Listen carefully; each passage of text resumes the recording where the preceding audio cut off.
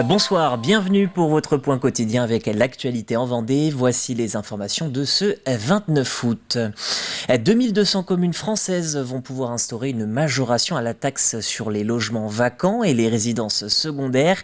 L'objectif est d'inciter les propriétaires à remettre leurs biens à la vente ou à la location en imposant une surtaxe lorsque le logement n'est pas une résidence principale.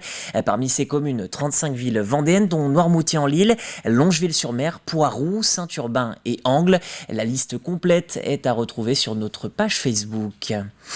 En bref aussi, nouvelle fermeture du service des urgences de Luçon dès ce soir et pour 3 jours. L'accueil sera suspendu de 16h30 à 8h30.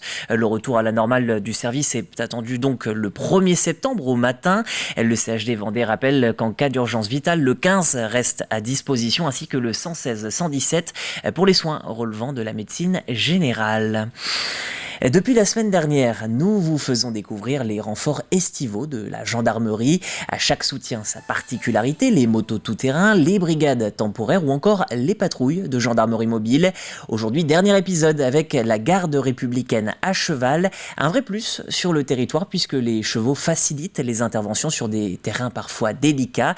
La présence de ces animaux renforce aussi le lien avec la population. C'est un reportage de Diane Delangle. Dans cette écurie privée, c'est la routine quotidienne. 2 fois par jour, préparation des chevaux, puis départ pour 3 heures de patrouille. Une partie des militaires sont des gardes républicains qui viennent avec les chevaux de la garde républicaine. Et on a à côté de cela 2 types de populations. On a des personnels réservistes qui disposent de qualifications en pratique équestre et qui viennent nous renforcer l'été. Et on a une 3e population qui sont des gendarmes qui servent habituellement dans les brigades en Vendée et qui pour l'été viennent renforcer. La gendarme Vanille est de cette 3e catégorie. J'ai répondu à un appel à volontaires pour pouvoir avoir l'aptitude à la pratique équestre en gendarmerie. Et du coup, je suis partie en formation à Saint-Germain-en-Laye au centre d'instruction de la cavalerie au mois de juin de cette année. C'est une formation de 2 semaines. C'est bien. Tout comme les motos tout-terrain, les chevaux peuvent être employés dans les massifs forestiers en recherche de personnes ou prévention incendie, ainsi que sur les plages. La grande taille de ces montures d'apparat est un atout non négligeable. Nous, on regarde beaucoup tout ce qui est vol à la roulotte, si les voitures sont ouvertes, si les vitres sont cassées, si des choses ont été dérobées à l'intérieur. On regarde également tout ce qui est stationnement pour les places handicapées, etc. C'est vrai que nous, du coup, vu qu'on est en hauteur, on a une bonne visibilité sur les voitures. Donc il suffit juste de passer dans les parkings et on voit tout et c'est top.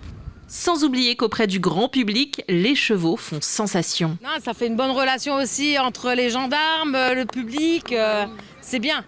Et pour rester aussi imperturbables face à un malfaiteur que face aux caresses du public, les chevaux sont bien entraînés. Ça prend quelques années. En fait, c'est des chevaux qui arrivent chez nous à l'âge de 4 ans et qui sont censés pouvoir faire un service d'honneur pour les plus gentils aux alentours de 5 ans et demi, 6 ans. Et après, c'est de la sensibilisation de tous les jours. Dès qu'il y a un camion. Et déjà, quand votre cheval il bouge pas pendant un 14 juillet, parce qu'il faut savoir que c'est des chevaux qu'on fait le 14 juillet. Donc déjà, c'est beaucoup. Fin du renfort estival pour les chevaux qui quittent Saint-Jean-de-Mont en début de semaine. Ils retrouvent maintenant Paris et leur mission d'honneur et de sécurité, notamment devant les palais nationaux et les grands événements. Au Sables-d'Olonne, la statue Saint-Michel va être déplacée en septembre de quelques mètres. Située sur la place de l'église, la sculpture va se retrouver au pied de celle-ci. Et depuis la décision du Conseil d'État au printemps, la mairie avait l'ordre de déplacer la statue. Elle sera cette fois sur un terrain paroissial cédé par la mairie pour la somme de 3 000 €. On est sur un espace privé maintenant depuis quelques jours. Donc cette place devant l'église sur un espace privé permettra à cette statue d'y siéger et puis elle sera plus visible qu'avant. Et donc voilà, c'est la solution que nous avons proposée. Et puis cette place, elle est accessible à tout le monde. On ne va pas la fermer, non. Tout le monde peut y venir. Je pense que cette solution est juridiquement solide. Et que le nouveau positionnement de la statue, dans quelques jours, sera définitif. L'Église a l'éternité devant elle, et cette statue pourrait l'avoir aussi. La rentrée se rapproche pour les écoliers vendéens. Plus de 30 000 utiliseront les transports scolaires grâce au réseau Alléop, une marque gérée par la région. Cette année, comptez 150 € pour l'abonnement, soit une augmentation de 40 € par rapport à l'an dernier. Les précisions sur les nouveautés de cette année avec Alexandre Lenaour. Le lundi 4 septembre prochain sonnera l'heure de la grande rentrée des classes. Et pour se rendre à l'école, au collège ou au lycée, près de 34 000 élèves vendéens vont emprunter quotidiennement les transports scolaires. Un service qui émaille assez largement le département puisqu'en Vendée, le réseau Aléop comptabilise 860 circuits. Côté pratique, très peu de changements à noter concernant le fonctionnement du service. Les enfants sont toujours amenés à enfiler leur gilet vert fluorescent pour être bien visibles, notamment au point d'arrêt, et attacher leur ceinture une fois à bord. L'un des grands changements concerne cependant la tarification et je vous propose d'entendre justement sur ce point Yveline Thibault, conseillère régionale et référente transport scolaire pour la Vendée. Cette année, nous sommes passés à 150 €. Auparavant, c'était 110 € par enfant, enfin, pour les 2 premiers, parce qu'à partir du 3e sur une fratrie, le transport est gratuit. Vous allez me dire pourquoi cette augmentation ? Bien, voilà, la réponse est facile. Il y a eu une augmentation du carburant, des énergies, et donc voilà, ça faisait 4 ans qu'il n'y avait pas eu d'augmentation.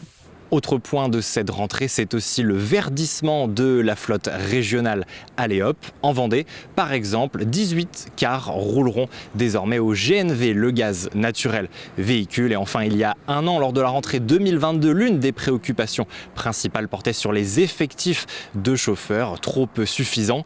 Pour cette rentrée 2023, Aléop 85 l'assure, il y aura bien un conducteur au volant de chacun des cars scolaires programmés sur le réseau vendéen. Et pour finir un peu de culture, ce midi, nous vous parlions de la nouvelle programmation du Vendespace. La liste est très longue, mais de nombreux concerts sont prévus. Claudio Capéo le 20 octobre, Louis Bertignac, Renaud, ça ce sera le 3 février 2024. Il y aura aussi Chaka Ponk, Calogero et Patrick Bruel en mai. Côté humour, Véronique Dicker, Michael Gregorio ou encore Élodie Pou sont annoncés. Élodie Pou, ce sera le 5 avril. Une année sportive aussi avec l'Open de Vendée dont nous serons partenaires. Ce sera dans quelques semaines. Il y aura aussi les championnats de France de Jiu-Jitsu ou encore la phase finale du championnat du monde de X-Trial. L'épreuve est attendue le 11 novembre prochain et vous le voyez sur l'écran à mes côtés. Il y a encore de nombreux événements comme les championnats de France pour les tirs à l'arc. C'est ainsi que s'achève cette édition. Je vous remercie en tout cas de l'avoir suivi. On se retrouve bien sûr comme de coutume demain, ce sera à 12h30. Portez-vous bien et belle journée à vous.